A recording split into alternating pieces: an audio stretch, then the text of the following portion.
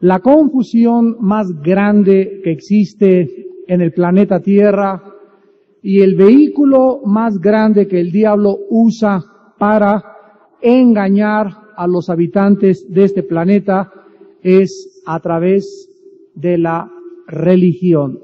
Podríamos en esta noche, igual que el apóstol Juan, asombrarnos. ¿Cómo es posible? O sea, sería el camino menos indicado que cualquier persona pudiera imaginarse para decir, caray, Satanás, yo sé que me puede engañar a través de los ateos, a través de los masones, de los comunistas, a través de la borrachera, a través de los placeres, pero a través de la religión.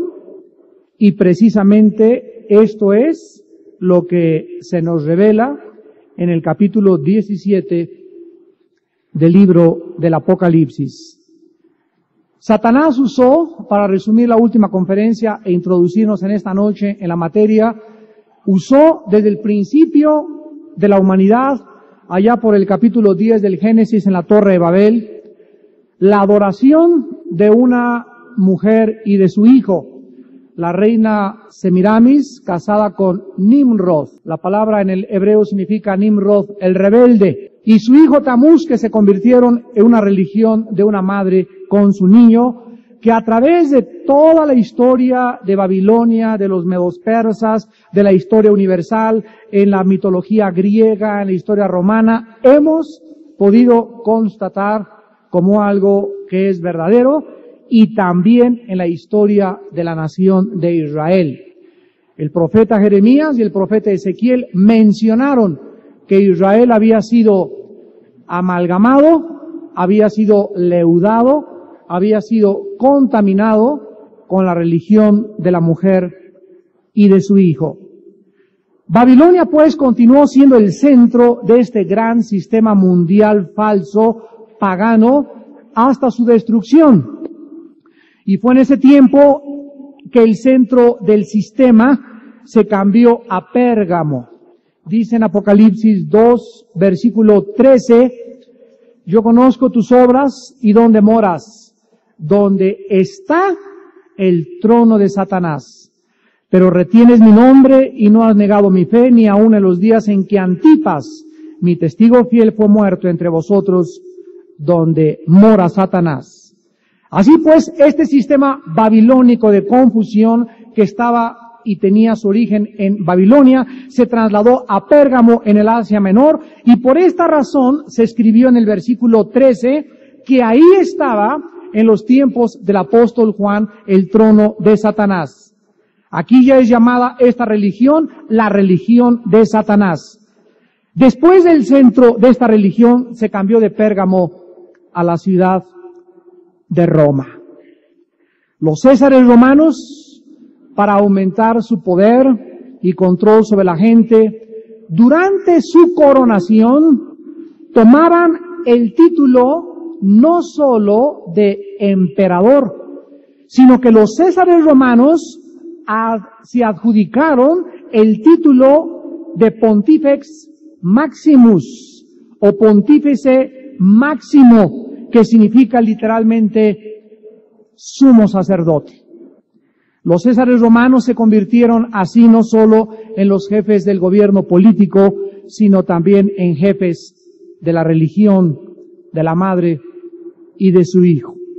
Unieron la autoridad política con la religión, lo cual Dios, como vimos en el último estudio, había prohibido estrictamente desde el principio de la civilización humana. Cuando Jesús vino al mundo, dijo, denle al César lo que es del César, pero a Dios lo que es de Dios. Cristo trazaba una barrera tremenda entre el poder político y el poder religioso. Y nunca ha sido la intención de Dios que se mezclen el Estado con la religión.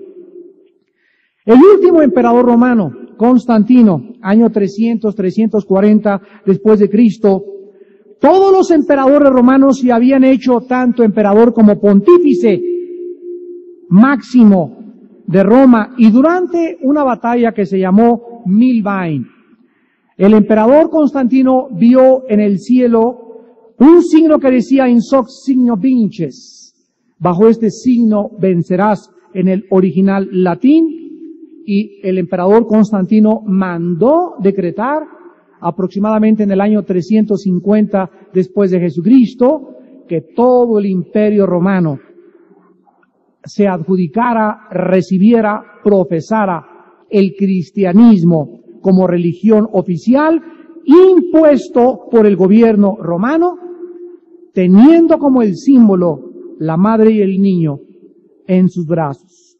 Todos los sacerdotes romanos debían realizar los mismos rituales, las mismas ceremonias, la misma adoración y veneración a la reina babilónica del cielo.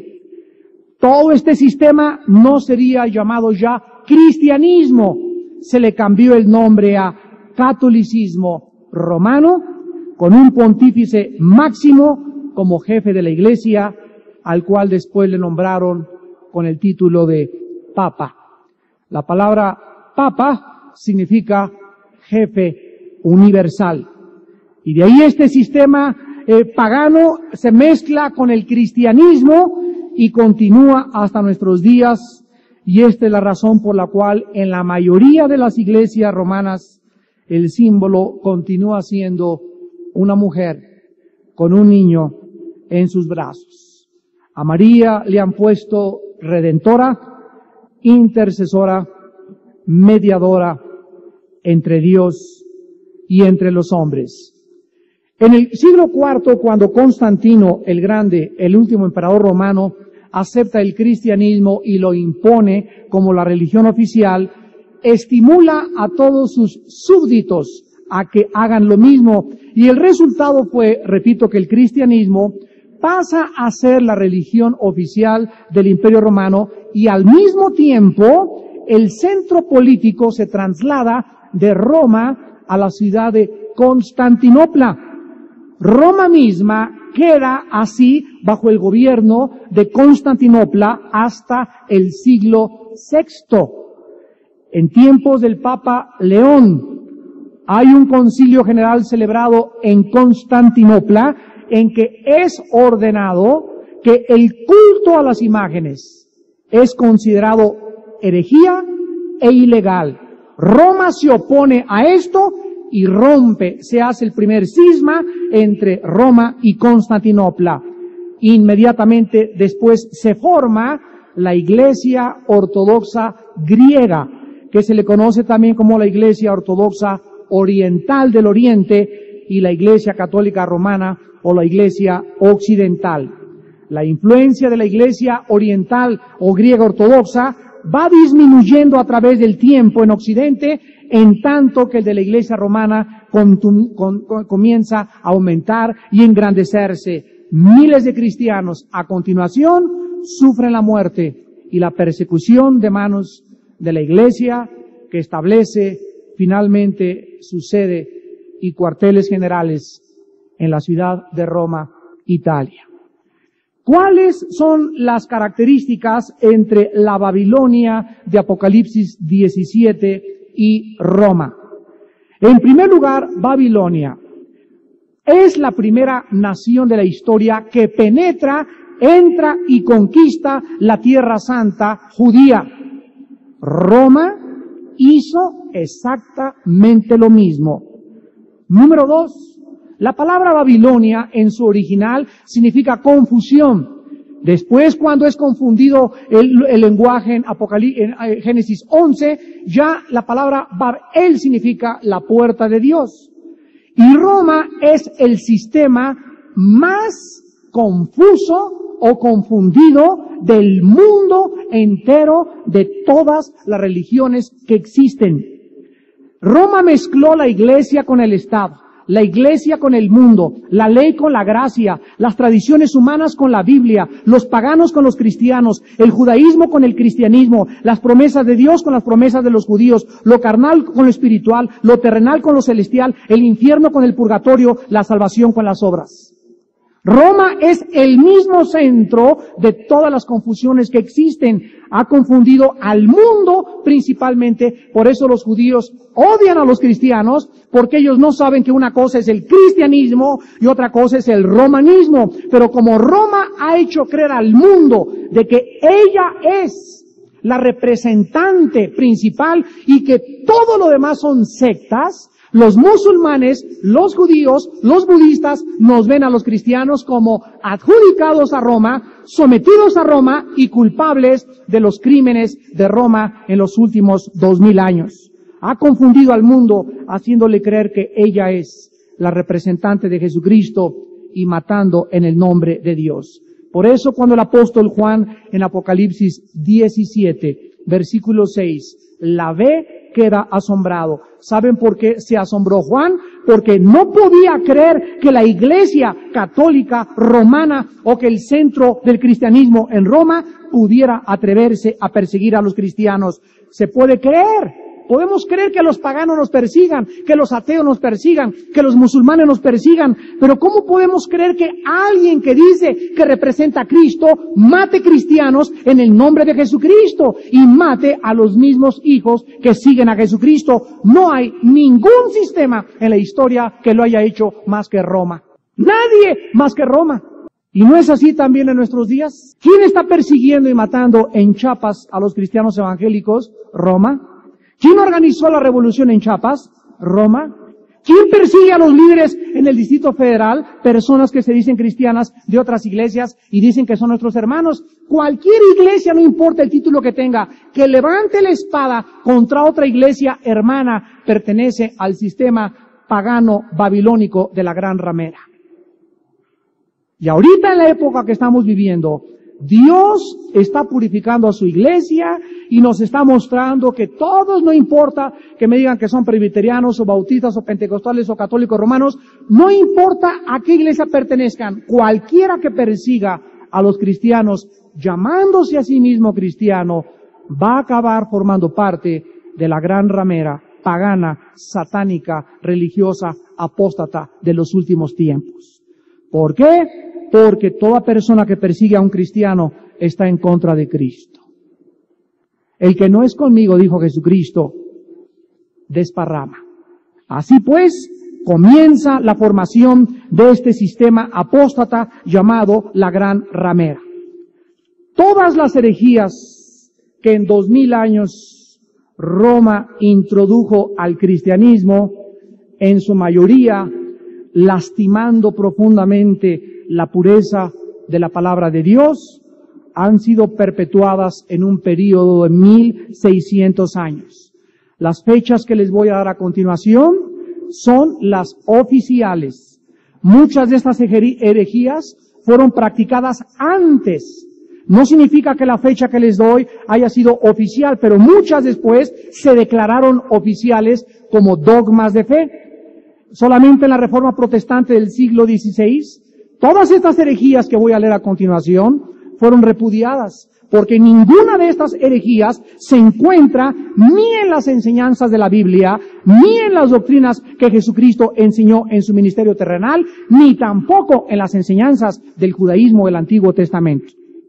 Comenzamos con la primera, oraciones a los muertos e intercesión a favor de los muertos por medio de misas gregorianas para reducir sus años en el purgatorio. Esto se inició en el año 365 después de Jesucristo. La Biblia enseña totalmente lo contrario en Hebreos 9:27. Está establecido a los hombres que mueran una sola vez y después el juicio. Número 2, las velas o los cirios de cera para alumbrar a los santos y a las imágenes. Se introdujo en el año 370 después de Cristo. Número 3, la institución de la misa como un sacrificio por los vivos y por los muertos, 394 después de Cristo. Número 4, la adoración a María y su nombramiento como Madre de Dios se llevó a cabo en el año 381 después de Cristo. Esta herejía fue oficialmente adoptada por el Concilio Romano de Éfeso en el año 431 después de Jesucristo. Número 5, las vestiduras de los sacerdotes debían de ser diferentes a la de los laicos. Los sacerdotes, dijo el pontífice romano, debían vestirse togas blancas, ponerse aquí un cordón alrededor y vestirse igual que los sacerdotes de el orden levítico del Antiguo Testamento. Esto fue impuesto en el año 500 después de Jesucristo. Número 6. La doctrina del purgatorio. Fue establecida por el Papa Gregorio el Grande, el año 593 después de Cristo. La Biblia solo enseña dos lugares después de la muerte: el cielo o el infierno. Marcos 9, 43, 48, Apocalipsis 20, del 11 al 15, Apocalipsis 21, versículo 8. Número 7. El uso del latín para celebrar la misa y la adoración en las iglesias fue establecido por el Papa Gregorio el Grande, año 600 después de Jesucristo. Número 8. Las oraciones dirigidas a María y a cualquier santo: San Cayetano, San Martín de Porres, San Gregorio, San Cristóbal, patrón de los choferes, y los santos diferentes, fueron introducidas también en el año 600 después de Cristo. Quiero decirles que Jesús nunca, jamás nombró a ninguna persona intercesora más que a su santo Hijo Jesucristo entre Dios y los hombres. Hechos 4:12, Primera de Timoteo 2:5. Número 9. El título de Papa o Padre Universal se le dio al obispo de Roma por primera vez en el año 600 después de Cristo. Oficialmente, Jesús jamás nombró a ninguno de sus apóstoles como sucesores, ni menos a Pedro. Además, lo prohibió en Lucas 22, 24 al 26, Efesios 1, 22 al 23, Colosenses 1, 18 y 1 Corintios 3, 11. Número 10. Besarle la mano al Papa y a todos los sacerdotes. Comenzó en el año 709 después de Jesucristo. Esta costumbre de besarle la mano al cura o al Papa viene del paganismo del emperador romano y de sus súbditos. La Biblia prohíbe que se le bese la mano a ningún ser humano, y menos que se hinquen delante de él. Hechos 10, 25 al 26, Apocalipsis 19, 10 y Apocalipsis 22, 9. Número 11. La adoración de la cruz, la adoración de las reliquias y de las imágenes, autorizada en el año 787 después de Cristo. Esta práctica en la Biblia se le llama paganismo idolátrico puro y es severamente condenado en Éxodo 20 del 2 al 6, en el Salmo 115 y en Deuteronomio 27 versículo 15. Número 12. El uso del agua bendita, santificarla, ponerla a la entrada de las iglesias para que la gente entre, moje la mano, se ponga la señal de la cruz con el agua bendita y se enseña que nos protege de todo mal. Esto fue autorizado oficialmente en el año 850 después de Jesucristo. Número 13. La canonización de los santos, o que Roma declare a una persona sin mancha, pura, justificada y santificada por parte de la Iglesia romana, no por Dios. La estableció el Papa Juan XV en el año 995 después de Cristo.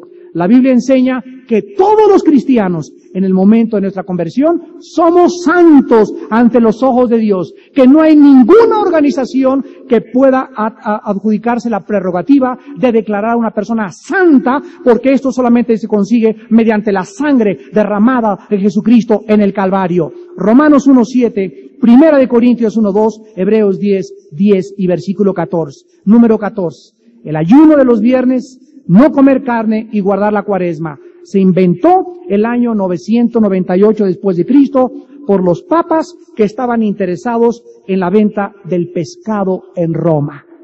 La Biblia no enseña estas costumbres de origen pagano. Mateo 15:10, 1 Corintios 10:25, 1 Timoteo 4, del 1 al 3, Colosenses 2, 14 al 17, Romanos 14, del 1 al 23. Número 15. El celibato sacerdotal. Roma declara que ningún cura, ningún sacerdote puede casarse. Se les niega totalmente el casamiento porque lo instituye el Papa Hildebrando y Bonifacio VII el año 1079 después de Cristo. La Biblia, al contrario de esto, ordena que los obispos, los líderes espirituales y los que sirven a Dios se casen. ¿En dónde? Primera de Timoteo 3, del 2 al 15, versículo 12, Primera de Corintios 9, 5, Mateo 8, 14 al 15. Número 16. El uso del rosario. muchas bolitas juntas y repetir, Santa María, Madre de Dios, Padre Nuestro, etcétera, etcétera, fue inventado por Pedro el Ermitaño en el año 1090 después de Cristo. Jesús condenó en la Biblia el uso repetitivo de las oraciones. Mateo 6, del 5 al 13. Número 17. El Consejo de Verona, presidido por el Papa, autoriza la Gran Inquisición para perseguir, dice el Papa, torturar, arrancarle la piel viva y asesinar a toda persona que esté en contra de Roma o que lea la Biblia. 1184 después de Cristo. Jesús jamás enseñó imponer a través de la fuerza para que alguien aceptara sus enseñanzas. Efesios 4, 31 al 32. Número 18. La venta de las indulgencias plenarias para comprar la salvación y el cielo.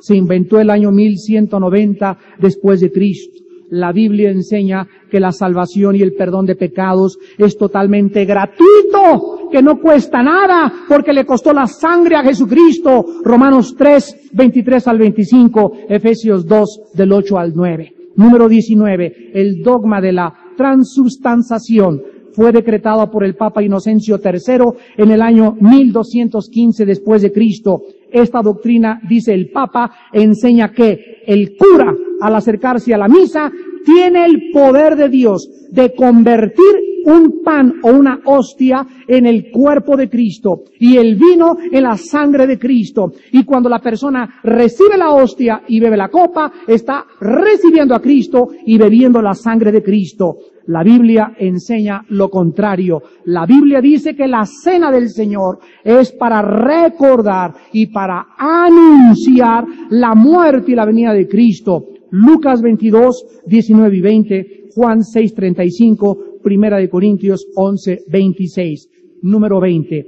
La confesión auricular de pecados. Dice el Papa Inocencio III en el Concilio Laterano, año 1215 después de Cristo, toda persona que crea en la Iglesia Católica Apostólica y Romana debe de hincarse ante un cura romano, autorizado por Roma, y decirle todos los pecados. Y esta persona tiene el poder de perdonar pecados. La Biblia nos dice que los pecados solo debemos confesarlos directamente a Cristo. Salmo 51, Isaías 1:18, Lucas 148, Primera de Juan 2, del 1 al 2. Número 21. La adoración de la hostia fue inventada por el Papa Honorario en el año 1220 después de Cristo. Al adorar la hostia, Roma adora a un Dios hechos con manos humanas. Esto es idolatría pura y paganismo mezclado con demonios. Juan 4:24, Hechos 17, 24 al 25. Número 22. Se prohíbe leer la Biblia a ninguna persona que no sea dirigente de Roma. Los laicos no pueden leer la Biblia y queda la Biblia como prohibida en las librerías, en el mundo entero, en Europa, como libro prohibido, según el Concilio de Toledo en el año 1229 después de Cristo. Cristo dijo en Juan 5:39, escudriñen las Escrituras, porque en ellas tienen la vida eterna. El apóstol dijo, Pablo, en 2 Timoteo 3, 16 y 17, toda Escritura es útil para enseñar, redarguir, corregir, a fin de que el hombre de Dios sea enteramente completo, apto para buena obra. Apocalipsis 1, del 1 al 3 dice, dichosas las personas que leen las palabras de esta profecía. La Biblia nos manda, leamos la Biblia. El Papa dice, se prohíbe leer la Biblia. Número 23. El uso del escapulario como protección divina fue inventado por Simón Stock, un monje inglés, el año 1287 después de Cristo. El escapulario es un pedazo de tela con la imagen de la Virgen con poderes sobrenaturales para disque proteger de todo peligro a la persona que la lleve colgada en su pecho. La Biblia le llama a esto fetichismo, superstición y brujería. Número 24. La doctrina del purgatorio es proclamada dogma de fe por el Concilio de Florencia, el año 1439 después de Cristo. Número 25, la doctrina de los 7 sacramentos, para la condición de que cualquier persona que quiere irse al cielo necesita recibir la administración de los 7 sacramentos. Si alguien se muere con 6 sacramentos, con 5 sacramentos o con 4, se va al purgatorio, pero no se va al cielo. Esto fue enseñado el año 1439 después de Cristo. La Biblia enseña que Cristo solo instituyó 2 sacramentos, el bautismo en agua y la cena del Señor. Y ninguno de los 2 puede salvar a nadie. Mateo 28, 19 al 20, Mateo 26, 26 al 28. Número 26, la oración de el Ave María. Ave María, ruega por nosotros los pecadores. Al mismo tiempo se contradicen diciendo, Dios te salve María.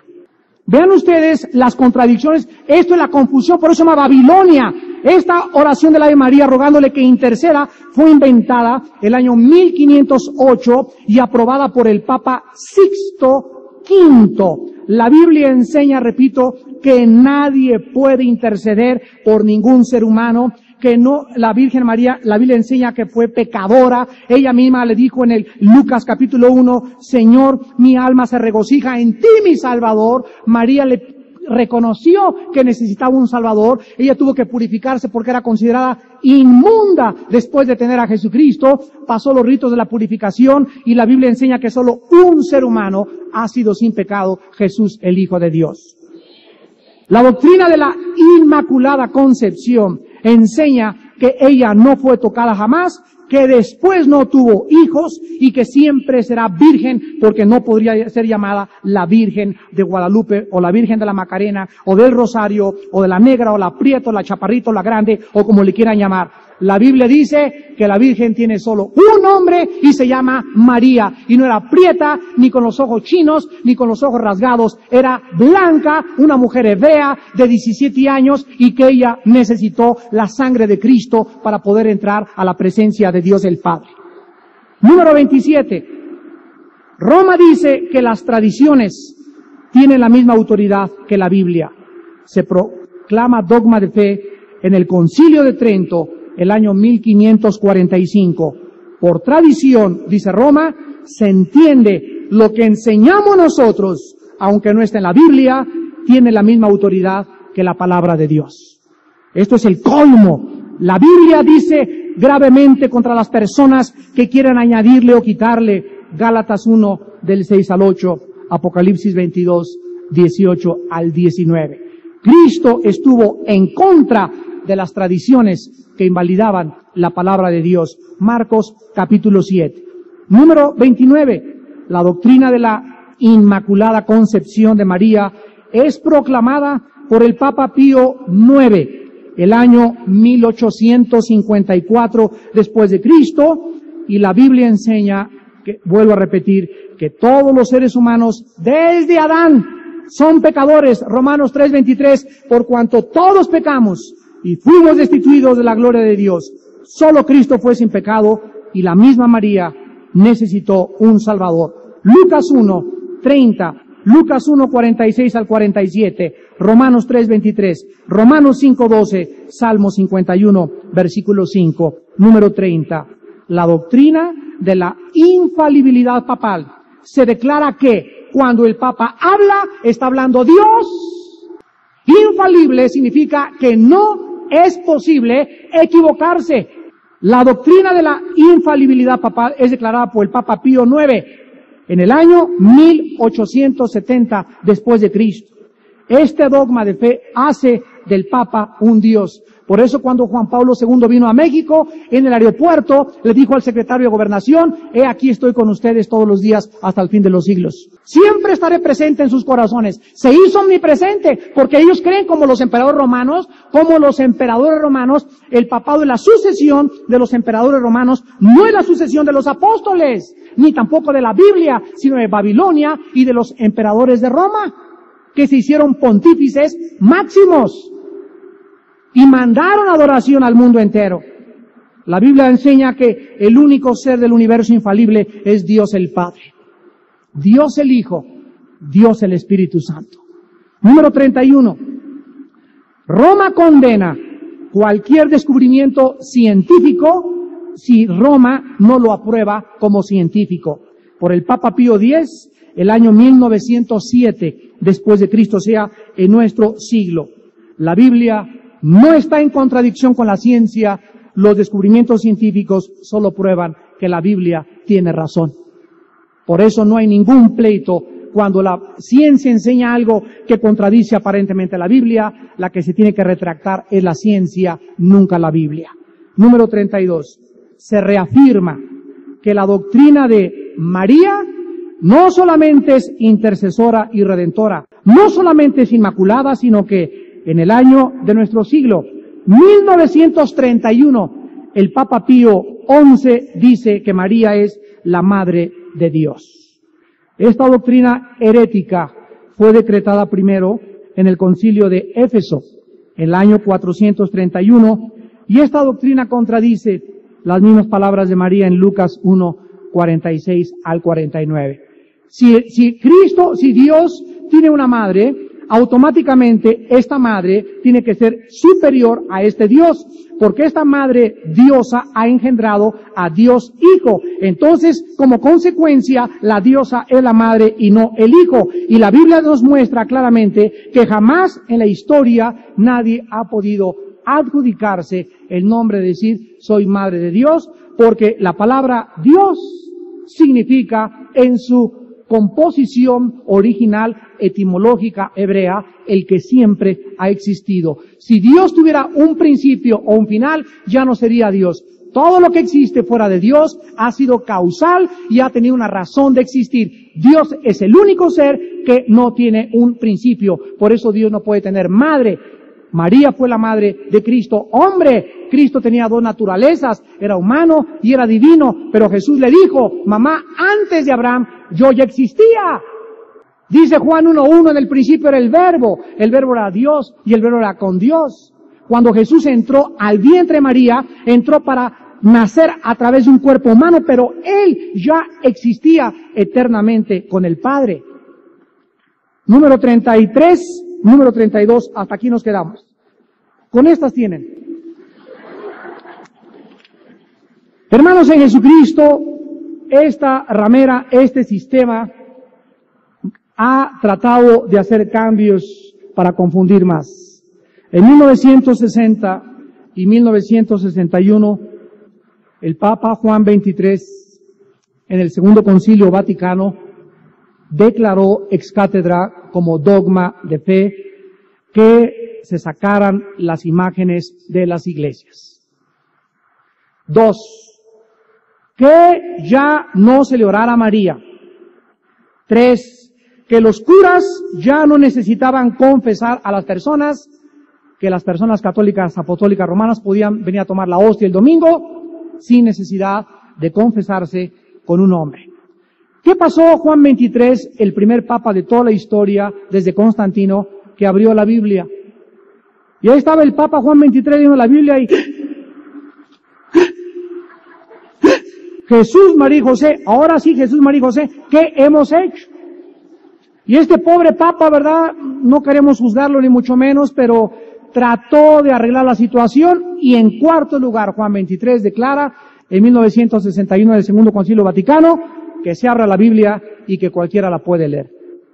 Y gracias a Dios que de hace 30 años, del 61 a nuestros días, ya las personas que van a la Iglesia Católica Romana están leyendo la Biblia.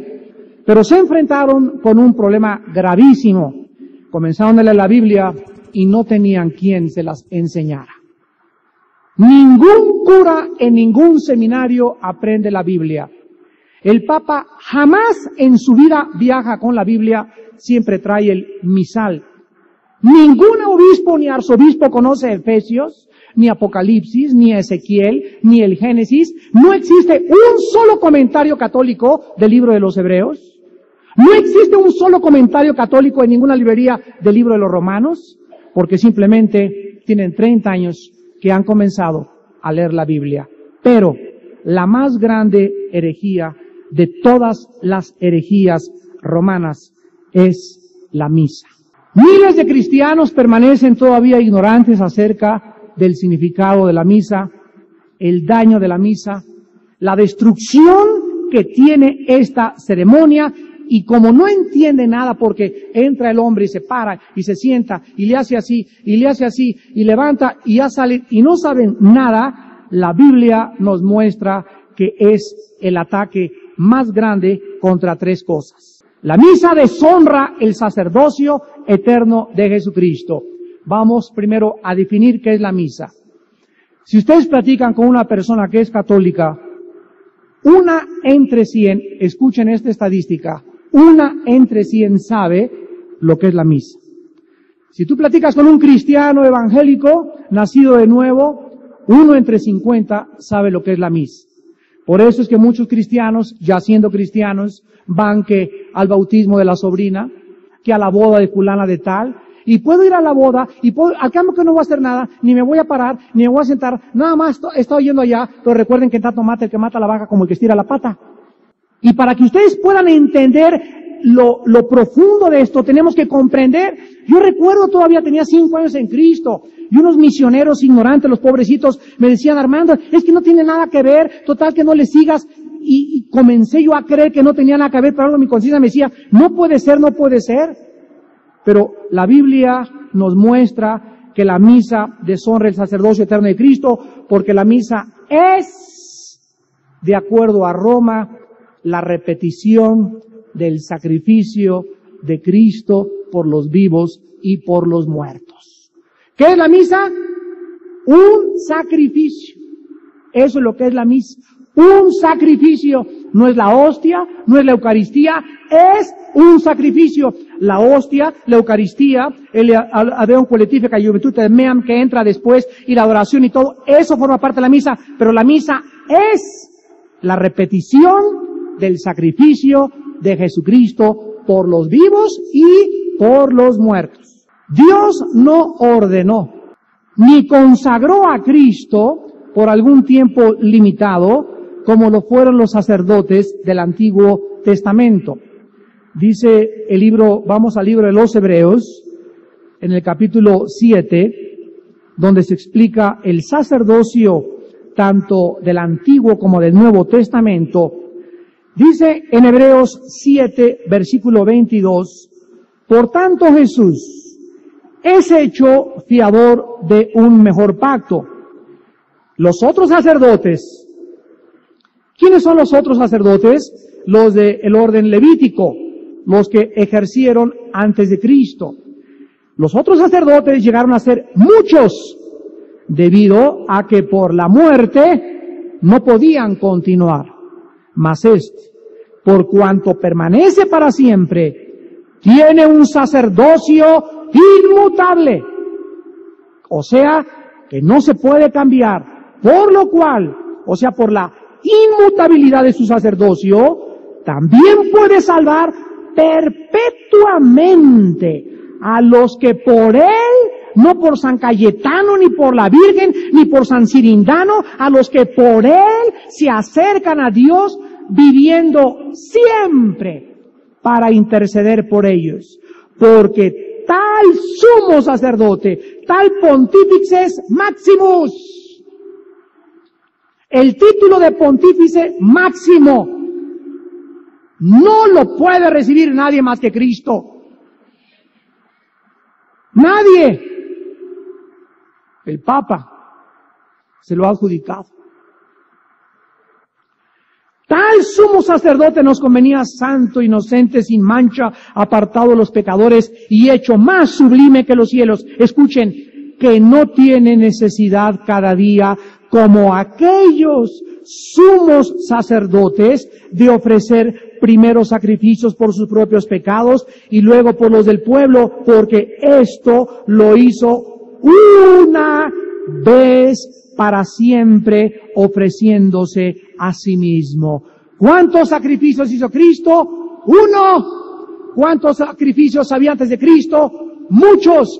¿Cuántos sacrificios hay después de Cristo? Ya ninguno. Ya la cruz nos habla de un solo eterno, perfecto, total, inmutable, sacerdocio por los siglos de los siglos.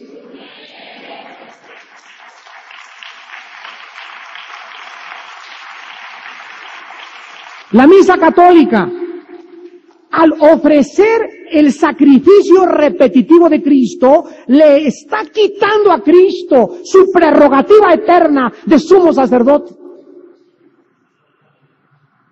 El derecho y el honor del sacerdocio, del sumo sacerdote, ya no le pertenece a ningún hombre mortal. Ya ningún hombre puede llegar y decir, voy a ofrecer el sacrificio por tus pecados, recétate 5 Padres Nuestros y 5 Aves Marías, tómate este pan y eres perdonado. Le están quitando a Cristo su sacerdocio eterno, le están robando a Cristo, están diciendo que lo que hizo Jesús en la cruz es una mentira. En segundo lugar, el altar de la misa destruye la cruz de Cristo. La misa católica sepulta la cruz y la pasión de Cristo. Yo un día en un programa de televisión le dije a un cura, ¿por qué no cree usted en Cristo? ¿Cómo? ¿No está viendo el crucifijote que traigo aquí? Me dice. Y le dije, usted no cree en Cristo, porque el Cristo que tiene usted aquí colgando no es mi Cristo, no es mi Cristo, y mi Cristo es el Cristo de la Biblia. Jesús dijo en 2 Corintios 11 que vendrían muchos Cristos y que podían recibir a otro Cristo. Y dice Gálatas 1 del 6 al 8 que si alguien cree otro evangelio que el que les hemos predicado, sea maldito. ¿Y por qué me dice usted que no creo en Cristo? Me preguntó otra vez este cura y le dije, porque usted cada domingo lo vuelve a crucificar. ¿Cómo? ¿Qué es que es la misa? La repetición del sacrificio de Cristo. Y le enseño Hebreos 7, Hebreos 8, Hebreos 9 y Hebreos 10. Le dijo, léalo y en la noche medite en estos pasajes. Cada vez que ustedes celebran la misa, están diciendo que se necesita repetir el sacrificio de Jesucristo. La misa católica sepulta la cruz al erigir el hombre un altar. Es un altar al que se acerca el cura literalmente para ellos. Y esto echa por tierra a Jesucristo, porque si Él se ofreció en la cruz para obtener para nosotros redención eterna, lo hizo una vez y para siempre. Dice Hebreos capítulo 9, versículos del 11 al 2, pero estando ya presente Cristo, sumo sacerdote de los bienes venideros, por el más amplio y más perfecto tabernáculo, no hecho de manos, es decir, no de esta creación, y no por sangre de machos cabríos ni de becerros, sino por su propia sangre, entró una vez, nada más, una vez para siempre. Y esto está en todas las Biblias, Nácar, Colunga, Torres Amá de Jerusalén, y las Biblias católicas está ahí lo mismo. Esta no es mi Biblia, está en tu Biblia también.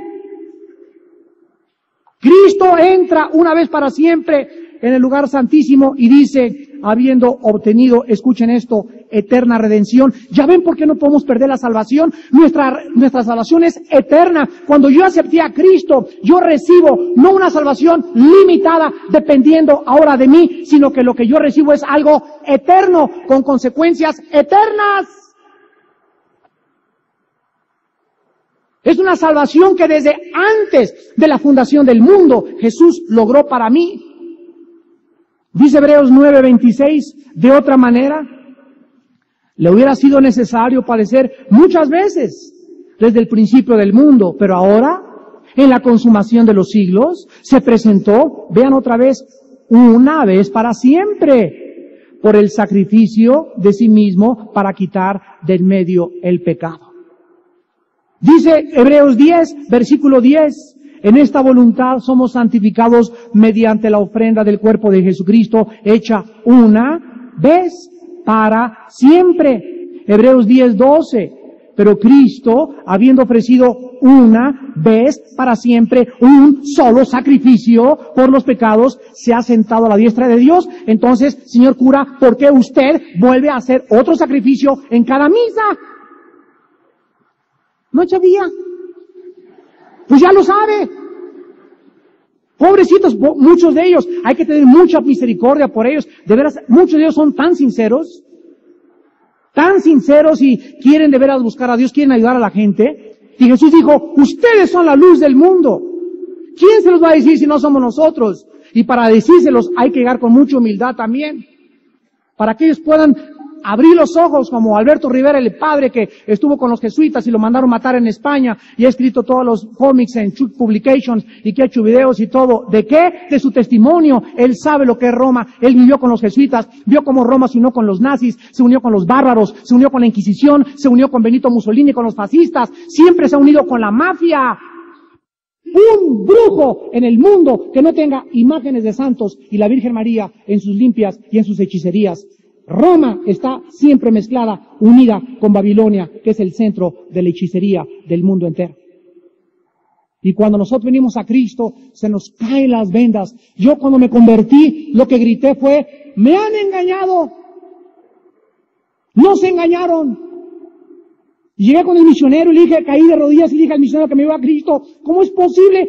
Hemos sido engañados. Y de repente vi así a toda la humanidad tan engañada, tan perdida, y ahora el Espíritu Santo me decía, ahora tú tienes una misión más, te he llamado para que anuncie las virtudes de aquel que te llamó y para que el mundo pueda convertirse de la potestad de Satanás a la luz admirable de Jesús el Señor.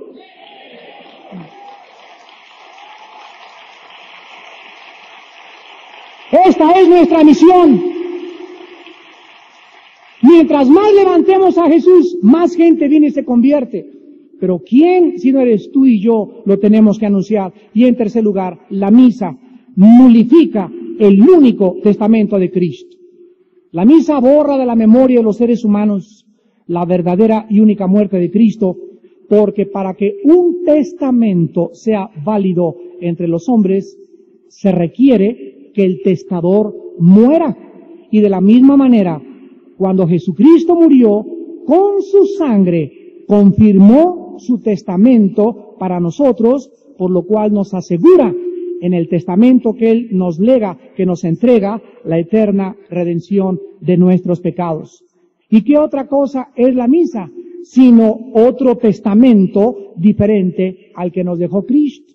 Dice Hebreos 9, versículos del 15 al 17, así que por eso es mediador de un nuevo pacto, para que interviniendo muerte para la remisión de las transgresiones que había bajo el primer pacto, los llamados, o sea nosotros, recibamos la promesa de la herencia eterna, porque donde hay testamento es necesario que intervenga muerte del testador, porque el testamento con la muerte se confirma, pues no es válido, entre tanto que el testador vive. Y Roma, al celebrar la misa, nos está diciendo que no hay testamento, que no hay sangre y que ellos necesitan volver a validar el testamento de Jesucristo.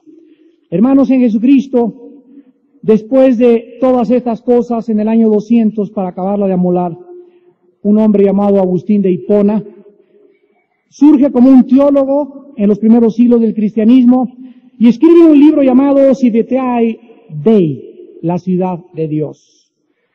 Agustín de Hipona comenzó a enseñar que Jesucristo no vendría a establecer un reino milenial a esta tierra, sino que la Iglesia era el único reino que existía y que el Papa era el jefe supremo político, religioso de este mundo.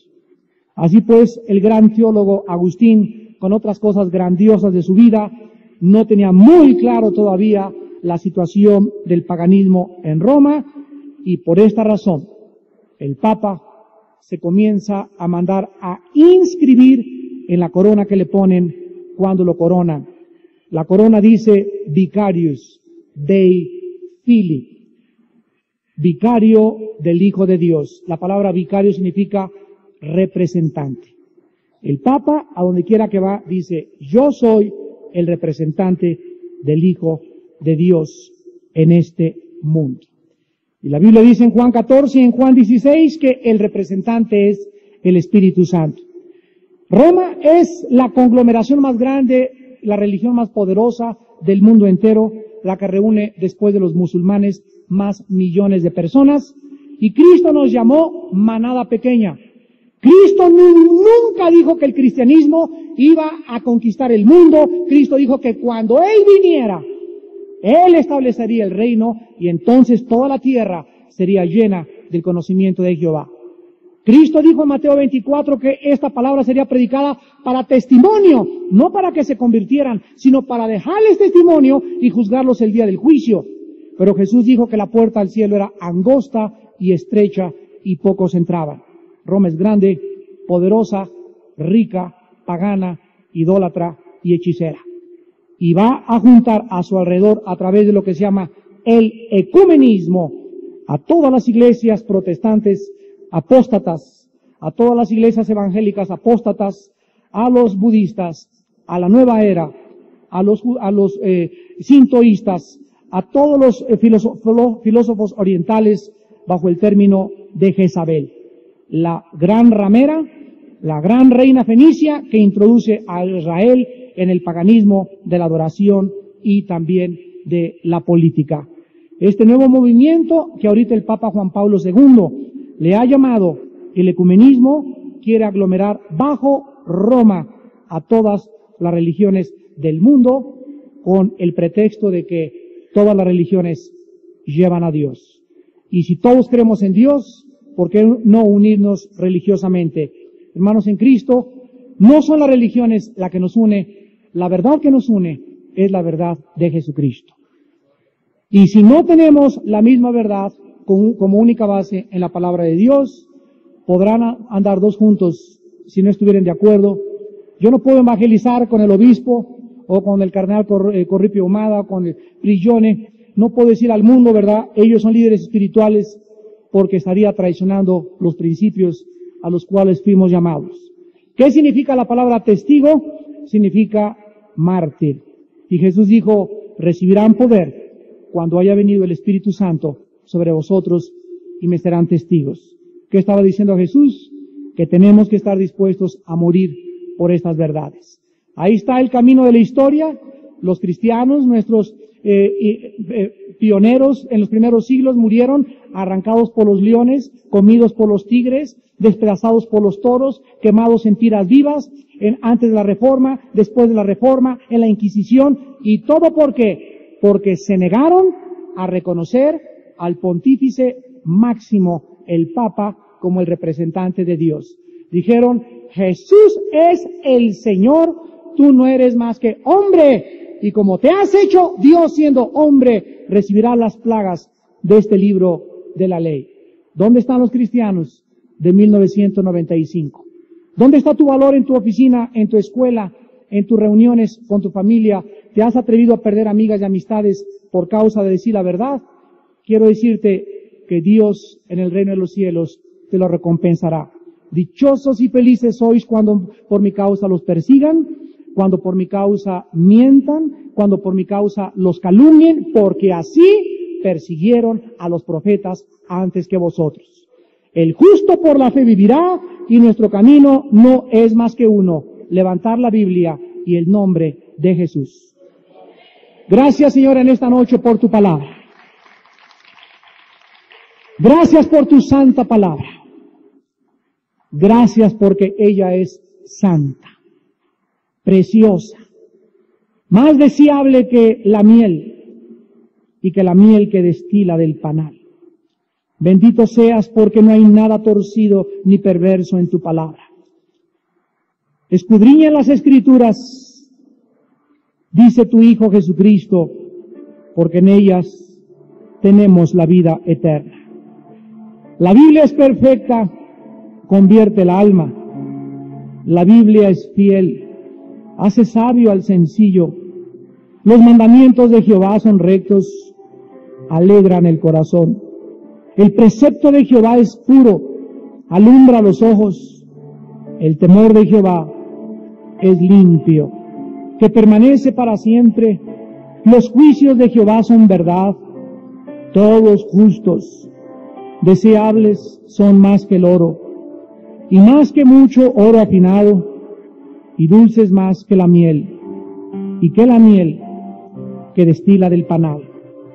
Bendito seas, Padre Santo, que estás en el cielo, que gobiernas el universo con tu palabra, por habernos dejado la Santa Biblia.